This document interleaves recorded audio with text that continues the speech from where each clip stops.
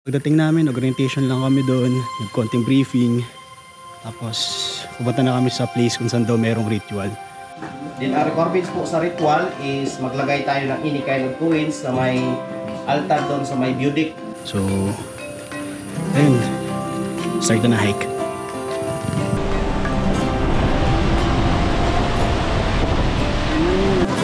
Ayan, galing tumakbo!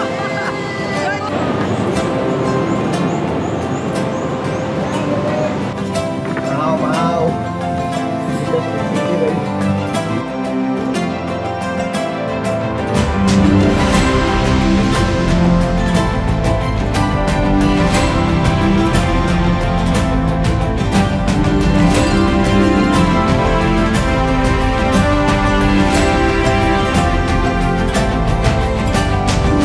Yo! Welcome to the summit of Mount Colago. Let's go!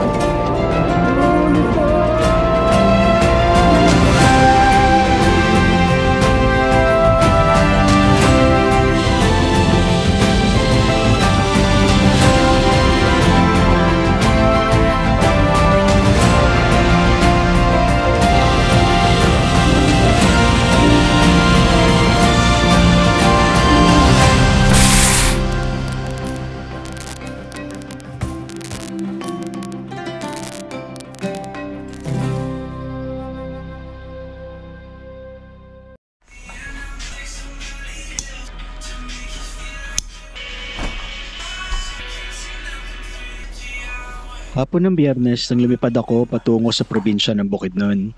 Sumali kasi ako sa isang 3-day joiner event para libutin ang lugar. At dito nga sa Laguindingan Airport, nagsimula ang aming kwento. Good evening! Welcome to Laguindingan, Misamis Oriental. So, time check, 8:34 PM. Ito yung day 0 ng Bukidnon tour namin. Yung day 0 namin, basically, nag-decide kami na mag-stay na lang dito sa Carmen's Inn malapit sa airport. Kasi yung tour guide namin, meron siyang dalawang option. Sa airport ang pick up or sa Cagayan de Oro City. So, nag-decide kami na dito na lang since dito rin naman yung daan papunta sa first itinerary tomorrow. Pahinga lang kami, medyo mahaba yung araw namin. So, pakita ko sa inyo yung itsura ng motel namin. So, let's go. So, ito, labas lang siya ng highway. So, kita mo na siya. Maliit lang siya eh.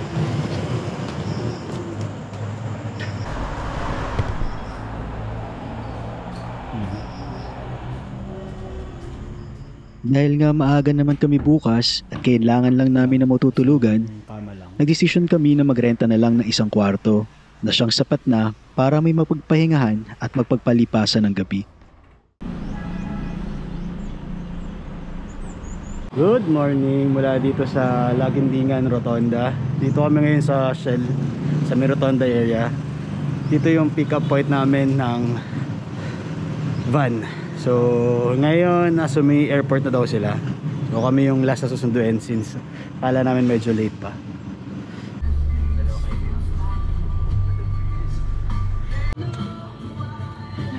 Doon na tayo ng van. Rex. Nang masundo na kami ng van sa may rotonda, ay nagulat ako nang muling bumalik ito patungo sa airport. Susunduin daw namin ang mga huling natitirang joiners na makakasama namin sa tour na ito. At mula rito, ay nagsimula na kami bumiyahe papunta sa first itinerary namin sa Barangay Lantud, Talakag, Bukidnon.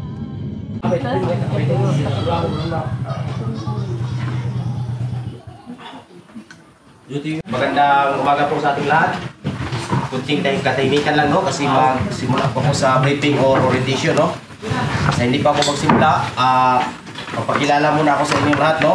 Ako si Ricar Boyda. For short, Cardo. Hindi po Cardo Talisay, Cardo lang, no? Isa po akong isang local guide sa Mindamura Biofalls, no? under kami sa sa Municipality of Tourism LGU sa Talakag Bukidnon. Then ang gagawin natin dito mula dito patungo sa view deck, mag-trek tayo ng mga 15 to 10 minutes. Then pag abot natin sa view deck, may tinatawag kami na activities do na yung ritual, or sa aming tribo is pangapog, no? Yun. Then ang requirements po sa ritual is maglagay tayo ng any kind of coins sa may altar doon sa may view deck. May puti na altar, maglagay doon ng mga any kind of coins lang, 50 centavos or basta kay coins, no? Then sa hindi pa matapos yung ritual, magsimula pa yung elders natin doon sa beauty na magre-ritual, hindi muna tayo kukuha ng any kind of picture or video, no? Pagkatapos na lang sa ritual. Maliwanag po. Ay, time check, 10:34 AM. Start na kami ng hike dito sa Mindamora Falls. Sabi nila 1 hour and 30 minutes daw yung hike, or 1 hour lang. So pagdating namin, orientation lang kami doon, nagkonting briefing, tapos pupunta na kami sa place kung saan daw merong ritual. So ayun, start na hike. Yun sila.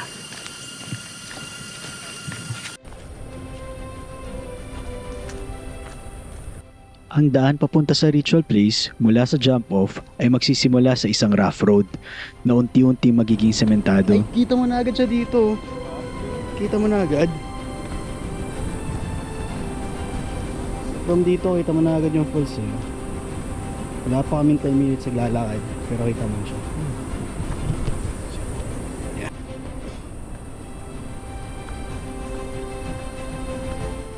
Kakailanganin nyo maglakad pababa hanggang marating nyo ang isang hagdanan na siya nyo namang aakyatin. Inabot kami ng 10 hanggang 15 minuto bago marating ang sinasabi nilang ritual place.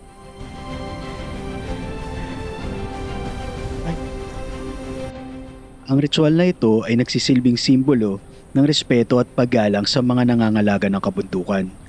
Dito, isa-isa kami nag-alay ng barya na sinundan naman ng dasal o ritual na pinangunahan ng kanilang datu.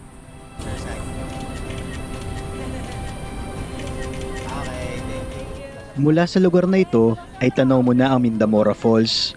Kaya naman nagsisilbi rin itong isang view deck para sa mga turistang ayaw nang maglakad pa ng malayo. Dahil kahit dito pa lang, may kita mo na ang ganda ng talon. Kakatapos lang ng ritual, so basically bawal siyang ipakita. Bawal mag-video during ritual. Ngayon pababa na kami ng falls mismo. Ito kita yung falls dito. Ito yung papunta ng ritual. Ito yung pababa ng falls.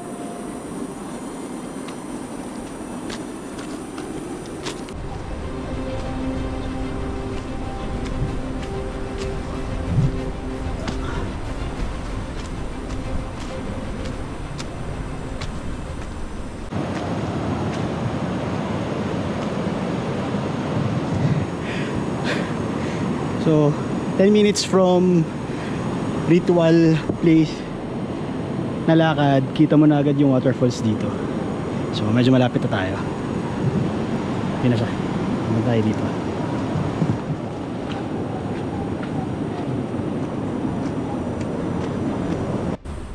Makalagpas ng view deck, magsisimula nang magbago ang dinaraanan. Mula sa mga sementadong hagdanan ay napalitan na ito ng lupa at konting bato, hanggang sa tuluyan na kayo makapasok sa loob ng kagubatan.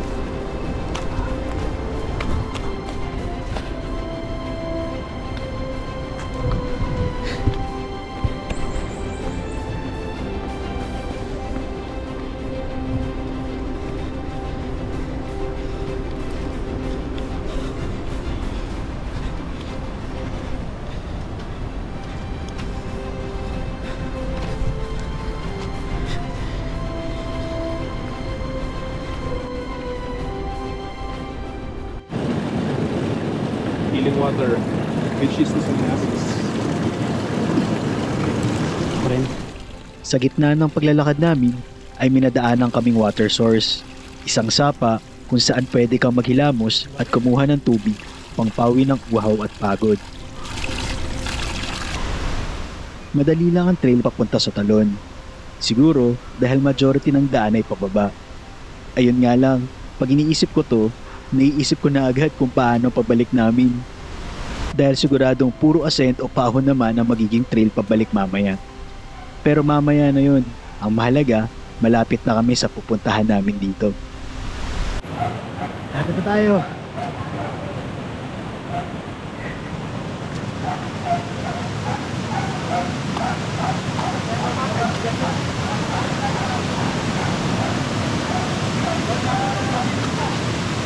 Saan po? Daan? Saan daan? Dito, sir. Saan po? Dito sa gilid. Oo.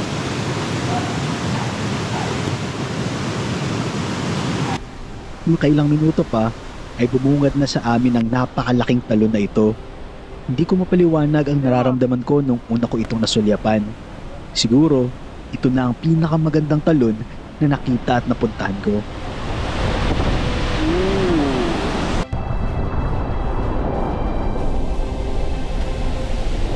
Yo! Welcome to Mindamora Falls! Kilala ang Mindamora Falls sa iba't ibang pangalan nito.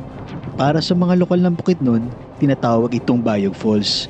At Limonsunad Falls naman ang tawag ng mga taga-Iligan. Kahit ano pang mapili mong itawag dito, isa lang ang di magbabago.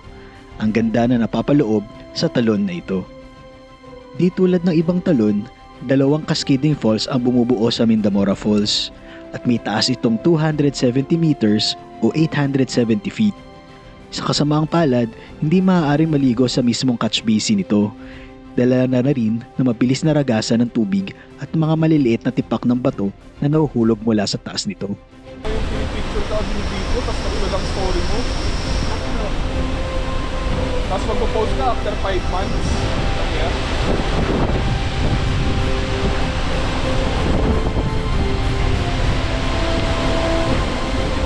Ganoon pa man, maaaring makyat ang pinakatuktok ng talon at doon magtampisaw. Hindi na namin ito nagawa dahil sa kakulangan ng oras. Kaya naman in-enjoy na lang namin ang tanawin mula sa baba ng talon. Napakaganda nito.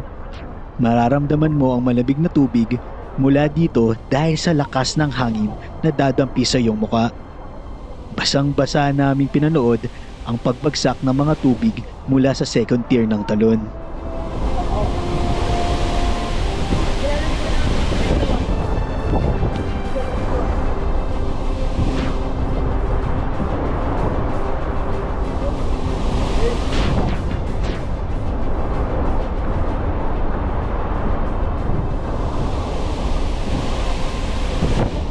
Inabot na kami ng ulan na makabalik kami sa jump-off. At tulad ng inaasahan, mas mahirap ang pabalik rito. Pero ayos lang dahil sulit naman ang pagod.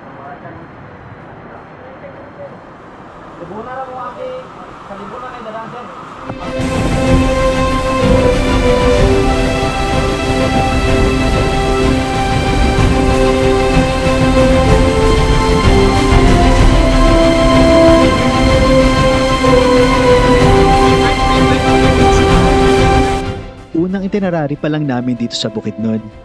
Pero kakaibang ganda na agad ang ipinamalas nito sa amin. Hindi ko inaasahang may ganito palang kagandang talon dito sa lugar na ito. At dahil dito, mas lalo akong di makapaghintay kung ano pa ang mga nag-aabang na adventure sa amin dito sa Bukidnon. O paano? Hanggang dito na lang. Salamat sa panonood ha. See you sa susunod na episode. Paalam!